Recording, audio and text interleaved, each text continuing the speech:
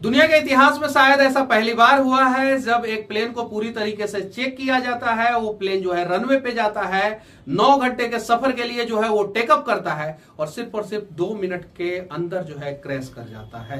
ये हादसा जो है अहमदाबाद में हुआ है। एयर इंडिया का प्लेन नंबर AI-171 और जो ये हवाई जहाज था वो बोइंग का था, ड्रीमलाइनर 787, जिसमें जो है टोटल क्रू मेंबर और पायलट इंक्लूडिंग जो है 242 लोग सवार थे, जिसमें यात्री जो है 223, 2 पायलट और 10 क्रू मेंबर। 9 घंटे के लंबे सफर पे ये निकला था, लेकिन सिर्फ 2 मिनट के अंदर क्रैश हो जाता है। सिर्फ 2 मिनट के अंदर क्रैश। अब हम सभी जो है इस दुख के घड़ी में जो है सरकार के साथ हैं और भगवान से प्रार्थना करते हैं कि इस प्लेन हादसे में जो है ज्यादा से ज्यादा सुरक्षित लोग जो है वो बाहर आए। लेकिन जिस प्रकार का भयानक तस्वीरें जो है सामने आ रही है, कहीं नहीं तो कहीं देशवासियों को जो है विचलित कर दे रहा है। लेकिन इन सब चीजों के बीच में हमें सोचने के लिए मजबूर भी कर दे रहा है कि भारत में जो प्लेन हादसे हुए हैं, अब तक जितने भी बड़े प्लेन हादसे हुए हैं, उसमें सबसे ज्यादा एयर इंडिया के प्लेन ही क्रैश किए हैं। आखिर ऐसा क्यों? अरबियन सी के अंदर में जो है एक एयर इंडिया का प्लेन गिर गया था। इस बार जो है एयर इंडिया का प्लेन जो है हादसे का शिकार हो गया। उसके पहले जो है पटना के गर्दनी बाग में भी जो है एक बड़ा प्लेन हादसा हुआ था। दुबई से जो है कोरोना के समय में जो है कुछ लोग जो है भारत वापस आ रहे थे, उस समय जो है एक बड़ा प्लेन हादसा हो गया। उसके बाद जो है केरल में जो है रनवे पे फिसलने के बाद बाउंड्री को तोड़ते हुए एक प्लेन आगे निकल गया। तो कहीं नहीं तो कहीं जो है उच्च सुरक्षा मानकों के बावजूद जो है एयर इंडिया को जो है उच्च सुरक्षा मानकों पे जो है अच्छा रेटिंग मिला हुआ है, उसके बावजूद जो है ऐसा बार बार क्यों हो रहा है? कहीं नहीं तो कहीं हमें फ्लैशबैक में जाके जो है सुरक्षा को जो है वो ध्यान में रख के कुछ जो है सुधार करने की जरूरत है। और जापान में जो है एक बड़ा प्लेन हादसा हुआ था, 500 से ज्यादा लोग जो है उस प्लेन में सवार थे। उसके पहले जो है यूरोपियन कंट्री में भी एक बड़ा प्लेन हादसा हुआ था जिसमें 587 लोग सवार थे। हरियाणा में जो है एक प्लेन हादसा हुआ जब टर्किश एयरलाइन और सऊदी अरबिया का जो है एयरलाइंस जो है वो IGI एयरपोर्ट पे उतरने वाला था, लेकिन जो है गलत तरीके से जो है उनकी ऊंचाई और दोनों प्लेन जो है आपस में जो है आसमान में टकरा गए। तो इन सब चीजों के बीच में मैं सरकार से एक विनती करना चाहता हूं, हाथ जोड़ के विनती करना चाहता हूं कि अभी पूरे भारत में जो है सबसे खतरनाक रनवे जो है वो पटना एयरपोर्ट का है। पूरे भारत में जिस एयरपोर्ट पे जो है 180 सीटर प्लेन उतरता है, चाहे वो बोइंग का 737 मॉडल हो, फिर से ध्यान से समझिए, चाहे वो बोइंग का 737 मॉडल हो, चाहे वो एयरबस का जो है वो 320 नियो हो, ये दोनों प्लेन जो है, ये दोनों एयरबस और बोइंग का प्लेन जो है भारत का जो है सारा कंपनी इस्तेमाल करता है। और ये दोनों जो है 180 सीटर जो है वो जो बनाती है, उसमें एयरबस का मॉडल नंबर होता है 320 और बोइंग का मॉडल नंबर होता है 373। और ये प्लेन जो दोनों प्लेन जिस रनवे पे उतरती है, उस हिसाब से अगर देखा जाए तो पूरे भारत का सबसे खतरनाक रनवे जो है पटना रनवे है।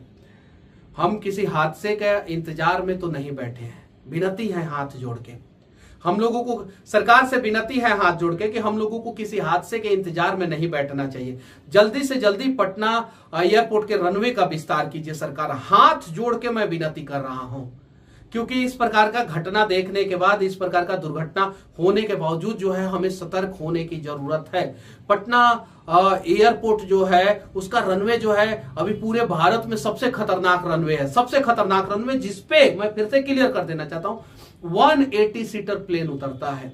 तो हमें जो है कहीं नहीं तो कहीं जो है पटना एयरपोर्ट का रनवे को जो है सही करने की जरूरत है। और साथ ही साथ जो है इस दुख के घड़ी में जो है देश के तमाम लोग जो है वो भगवान से प्रार्थना करें कि ज्यादा से ज्यादा लोग जो है इस हादसे में जो है सुरक्षित वापस आए, अपने घर पे जाए सुरक्षित। और इस प्लेन में जो है वो गुजरात के पूर्व CM जो है विजय रूपानी जी भी सवार थे। वो भी जो है लंदन जा रहे थे अपने बच्चे से मिलने, और भी बहुत सारे लोग थे। एक फोटो सामने आया है जिसमें एक परिवार जो है जा रहा है, एक व्यक्ति जो है अपनी पत्नी के साथ जो है फोटो खींच के जो है डाले थे, और शायद वो उन्हें ये नहीं पता था कि ये उनकी आखिरी यात्रा है और 2 मिनट के बाद जो है उनकी जिंदगी खत्म होने वाली है। और भी बहुत सारी चीजें, इस प्रकार का वीडियो फोटो जो सामने आ रहा है उसे ना हम दिखा सकते हैं और ना ही आप देख सकते हैं और ना ही हमारा दिल जो है अलाउ कर रहा है, मतलब कि उसे देखने। इतना मतलब कि बुरी तरीके से लोग जले हैं, क्योंकि 9 घंटे का लंबा सफर था और उस हिसाब से जो है वो प्लेन में जो है वो फ्यूल भी था और पूरी तरीके से प्लेन जो है सिर्फ और सिर्फ 2 मिनट पहले जो है अहमदाबाद के रनवे नंबर 23 से जो है वो 1:38 पे 9 घंटा लंबा सफर के लिए जो है टेकअप किया था और 2 मिनट के बाद जो है 1:40 पे जो है वो प्लेन क्रैश हो जाता है। सिर्फ और सिर्फ जो है वो प्लेन जो है 600 मीटर की हाइट पे गया था और अपने एयरपोर्ट के बाउंड्री वॉल को क्रॉस किया था। अहमदाबाद का एयरपोर्ट का रनवे लेंथ जो है वो 3500 मीटर से ज्यादा है और पटना का रनवे लेंथ जो है 2072 मीटर है, सॉरी। और इतना छोटा रनवे लेंथ पे जो है पिछले ना जाने कई एक सालों से जो है हवाई जहाज जो है वो टेकअप कर रहा है, लैंड कर रहा है। अनेकों बार जो है इसकी शिकायत की जा चुकी है, अनेकों बार अखबारों में, टीवी चैनलों के माध्यमों से जो है सरकार से जो है सवाल किया जा चुका है कि इस रनवे को जो है कब सरकार बड़ा करेगा, कब सरकार बड़ा करेगा। इतना खतरनाक रनवे पे जो है ऑपरेशन क्यों चालू है? टर्मिनल बिल्डिंग हमने बना दिया लेकिन रनवे का लेंथ हमने बड़ा नहीं किया। पटना रनवे की मैं बात कर रहा हूं, पटना एयरपोर्ट की मैं बात कर रहा हूं। और बस मैं आप लोगों से कहना चाहता हूं कि इस दुख के घड़ी में जो है आप लोग भगवान से प्रार्थना करें और साथ ही साथ मैं सरकार से हाथ जोड़ के विनम्रता से जो है विनती कर रहा हूं कि पटना का एयरपोर्ट का रनवे बहुत छोटा है, सरकार इस पे थोड़ा सा आप ध्यान दीजिए। बाकी इस दुख के घड़ी में हम सभी जो है वो भारत के सरकार के साथ खड़े हैं। जय हिंद।